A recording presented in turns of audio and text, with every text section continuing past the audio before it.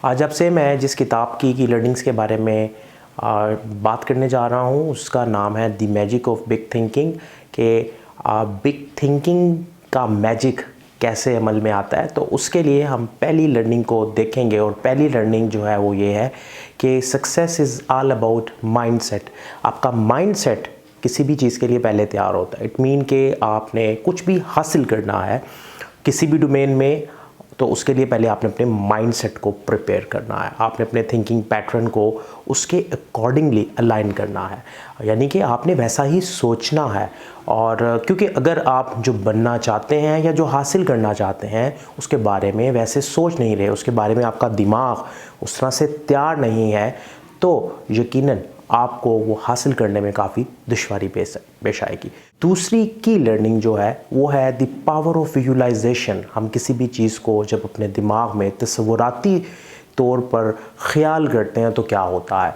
जब भी हम किसी चीज़ के बारे में, किसी भी कामयाबी के बारे में, किसी भी पोजीशन के बारे में, किसी भी मटेरियलिस्टिक चीज़ के बारे में सोचते हैं तो हमारे दिमाग में उस चीज़ की एक इमेज, एक तस्वीर बनती है।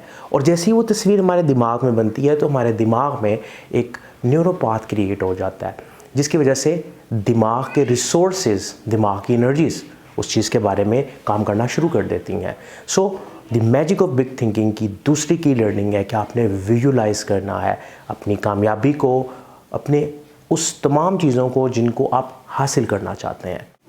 तीसरी की लर्निंग है कि आप मैजिक ऑफ बिग थिंकिंग के अंदर एक्शन अगर नहीं करते तो उस थिंकिंग का कोई फ़ायदा नहीं होगा। बहुत से लोग प्लान करते हैं, बहुत से लोग गोल्स बनाते हैं, बहुत से लोग बहुत कुछ रीड करते हैं, बट जब उनकी ज़िंदगी को देखा जाए तो उनकी ज़िंदगी में उसकी रिफ्लेक्शन नहीं नज़र आती, उनकी ज़िंदगी में वो चीज़ें नज़र नहीं आती। इसकी रीज़न ये है कि थ्योरी के साथ साथ जब तक आप उसको प्रैक्टिकली परफॉर्म नहीं करेंगे, उस पर एक्ट नहीं करेंगे, तब तक वो कामयाबी, वो नॉलेज आपके किसी काम का नहीं है। सो इसके अंदर पावर ज़रूर है, लेकिन जब उसके साथ एक्शन मिलता है, जब आप उसमें एक्शन को लेके आते हैं। So action is the key. Without action आपकी थिंकिंग जो है वो कभी भी कारगर नहीं हो सकती।